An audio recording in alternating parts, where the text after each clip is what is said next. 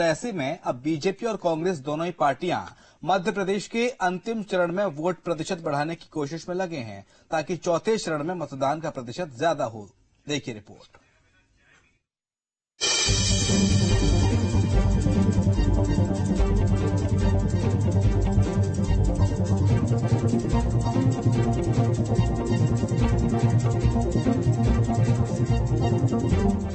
लोकसभा चुनाव के लिए 3 चरणों का मतदान हो चुका है। अब 13 मई को चौथे चरण का मतदान होना है, जिसके लिए बीजेपी और कांग्रेस तो तैयार है, लेकिन इसके साथ ही चुनाव आयोग भी चौथे चरण के लिए एक्टिव मोड में है। कारण सिर्फ एक है, वो है मतदान प्रतिशत में ज्यादा से ज्यादा इजाफा। जी हाँ, चौथे चरण के मतदान प्रतिशत को बढ़ाने के लिए राज्य निर्वाचन आयोग के साथ साथ बीजेपी और कांग्रेस भी अपने अपने स्तर पर कोशिश कर रही है, जिसके तहत बीजेपी ने हर कार्यकर्ता को 10-10 मतदाताओं से मतदान कराने की जिम्मेदारी सौंपी है। ये कार्यकर्ता मतदान के दिन मतदाताओं को फोन करेंगे और उन्हें मतदान अवश्य करने के लिए प्रेरित करेंगे। मध्य प्रदेश में चौथे चरण में वोटिंग परसेंटेज बढ़ाने के लिए भारतीय जनता पार्टी ने टोली का गठन किया है। टोली का हर सदस्य 10 मतदाताओं से संपर्क करेगा और उनको प्रेरित करेगा कि वह मतदान करें। लगातार मध्य प्रदेश में कांग्रेस के प्रत्याशी ना प्रचार कर रहे हैं, न कांग्रेस के पास कार्यकर्ता बचे हैं और जनता भी कांग्रेस से निराश हो गई है। इसलिए जो कांग्रेस समर्थक वोटर हैं वो वोट डालने नहीं जा रहे हैं। भारतीय जनता पार्टी के कार्यकर्ता घर घर जाकर दरवाजे खटखटाएंगे और मतदाता से अपील करेंगे कि देश हित में मोदी सरकार लाने के लिए मतदान कीजिए, ज्यादा से ज्यादा मतदान कीजिए। वहीं कांग्रेस ने बूथ, सेक्टर और मंडलम कमेटी के साथ BLA यानी ब्लॉक लेवल एजेंट को बूथ पर फोकस करने को कहा है। प्रजातंत्र के महापर्व चुनाव के महत्व को कांग्रेस से भला कौन समझेगा। कांग्रेस पहले से ही वन बूथ 10 यूथ के फार्मूले पर काम कर रही है और निश्चित रूप से अब जो चौथे चरण का मतदान है तो माननीय प्रदेश कांग्रेस कमेटी के अध्यक्ष जीतू पटवारी जी ने सभी को निर्देशित भी किया है और प्रत्येक कार्यकर्ता घर घर जाएगा और वन बूथ 10 यूथ का जो फार्मूला है वो सारे 10 परिवारों में जरूर जाएंगे और जाकर के मतदान कराने को संपन्न कराएंगे। और मैं समझता हूं यही वजह रही कि कांग्रेस सक्रिय रही। तो चुनाव आयोग रविवार को घर घर दस्तक देगा, तो मतदान के दिन आयोग रोको टोको अभियान चलाकर मतदाताओं को मतदान के लिए प्रेरित करेगा, जबकि ग्रामीण क्षेत्रों में आशा, उषा, आंगनबाड़ी कार्यकर्ता और ग्राम रोजगार सहायक घर घर मतदाताओं से मिलकर मतदान के प्रति जागरूक करेंगे। तो शहर में निकाय के वाहन से मतदाताओं से मतदान का आह्वान किया जाएगा। दरअसल 2019 के चुनाव में इन 8 सीटों पर 77.65% मतदाताओं ने मताधिकार का प्रयोग किया था, जिसके कारण राज्य का औसत मतदान 71.15% के रिकॉर्ड पर पहुंचा था। यहीं अब तक के 3 चरणों में 64.66% औसत मतदान प्रतिशत रहा है। ऐसे में अब आयोग की कोशिश है कि चौथे चरण की 8 सीटों पर 77.65% से अधिक मतदान हो, ताकि MP में पिछले लोकसभा चुनाव का रिकॉर्ड टूट सके। देखिए, जो फर्स्ट और सेकंड फेज के बाद जो मतदान प्रतिशत में कमी आई थी, थर्ड में बढ़ गई है और फोर्थ में और ज्यादा बढ़ने की संभावना है।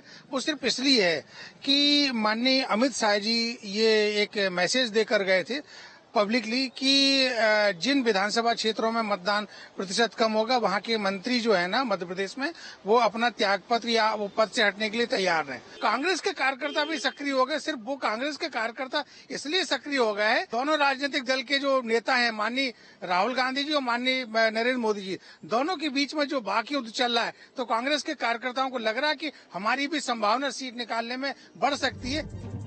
साफ है, मध्य प्रदेश में मौजूदा लोकसभा चुनावों के 3 चरणों में वोटिंग प्रतिशत ज्यादा नहीं रही, जिसके कई कारण हैं।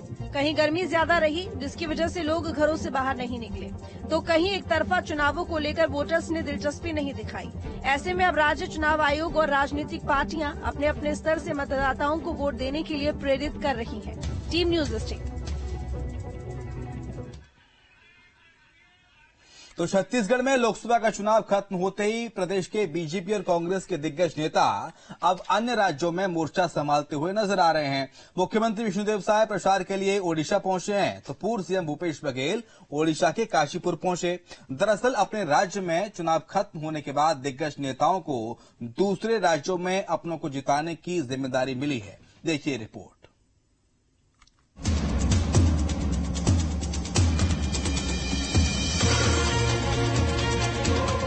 छत्तीसगढ़ में 3 चरणों के बाद 24 का रण खत्म हो गया है, जिसके बाद प्रदेश के दिग्गज नेताओं को दूसरे राज्यों में जीत दिलाने की जिम्मेदारी मिली है। ऐसे में चुनाव प्रदेश में खत्म होने के बाद छत्तीसगढ़ के सीएम विष्णुदेव साय लगातार ओडिशा के विभिन्न क्षेत्रों में चुनावी जनसभाएं कर रहे हैं। वहीं मुख्यमंत्री विष्णुदेव साय तेलंगाना, उत्तर प्रदेश, झारखंड, महाराष्ट्र में भी चुनाव प्रचार कर सकते हैं। सीएम साय मध्य प्रदेश में भी सभाएं कर चुके हैं। दरअसल आदिवासी मुख्यमंत्री होने के नाते बीजेपी आलाकमान ने उन्हें आदिवासी बहुलता वाले राज्यों के साथ ही अन्य राज्यों में प्रचार की जिम्मेदारी सौंपी है। सीएम के अलावा बीजेपी के प्रदेश अध्यक्ष किरण सिंह देव ओडिशा के 4 दिवसीय चुनावी दौरे पर हैं। वो कोरापुट, रायगढ़, गुनपुर, जयपुर, कोटपाड़ में बैठकें और स्थानीय कार्यक्रमों में सम्मिलित होंगे। इस दौरान किरण सिंह देव चुनावी सभाओं को संबोधित करेंगे, तो साथ ही वो बीजेपी कार्यकर्ताओं और पदाधिकारियों के साथ बैठक करेंगे। दूसरी ओर छत्तीसगढ़ के पूर्व मुख्यमंत्री भूपेश बघेल पर एक बार फिर कांग्रेस के राष्ट्रीय नेतृत्व ने भरोसा जताया है। वो रायबरेली के लिए सीनियर ऑब्जर्वर नियुक्त किए गए हैं, यानी बघेल राहुल गांधी को जिताने के लिए सारथी की भूमिका में नजर आएंगे। भूपेश बघेल 9 मई को रायबरेली के रवाना हो गए थे और अब वो रायबरेली में चुनावी कमान संभाल रहे हैं। इस बार रायबरेली लोकसभा सीट से राहुल गांधी चुनाव लड़ रहे हैं। इसकी रणनीति की जिम्मेदारी भूपेश बघेल को दी गई है। भूपेश बघेल वर्तमान में राजनांदगांव लोकसभा सीट से कांग्रेस के प्रत्याशी हैं। लाखों मत से जीतेंगे, अच्छा वोटों से जीतेंगे। कितनी सीटें आ रही हैं? अधिकांश सीट हम जीतेंगे। कोई सीट नहीं है जिसमें हम कमजोर हैं। अच्छे लड़े हमारे सब साथी कार्यकर्ता, अच्छा लड़े हैं। कार्यकर्ता डिमोरलाइज नहीं हो। जैसे नामों की घोषणा हुई, उत्साह आ गया लोगों में। बहुत बढ़िया कांग्रेस ने कैंडिडेट दिया है, चाहे वो कवासी लखमा की बात करें, चाहे वो कांकेर के कैंडिडेट की बात हो, कहीं भी कैंडिडेट हो, सब में भारी उत्साह आया और जो मायूसी थी वो एक झटके में खत्म हो गया।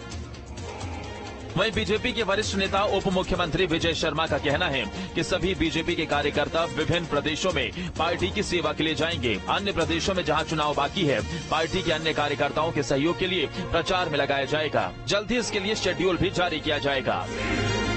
भी भाजपा के कार्यकर्ता विभिन्न प्रदेशों में पार्टी की सेवा के लिए, अन्य पार्टी के अन्य कार्यकर्ताओं के सहयोग के लिए हम लोग सब जाएंगे। आने वाले 1-2 दिनों में सबकी योजना निर्धारित हो जाएगी। वहीं कांग्रेस संचार प्रमुख सुशील आनंद शुक्ला का कहना है कि कांग्रेस के वरिष्ठ नेताओं की अन्य राज्यों में ड्यूटी लगाई गई है।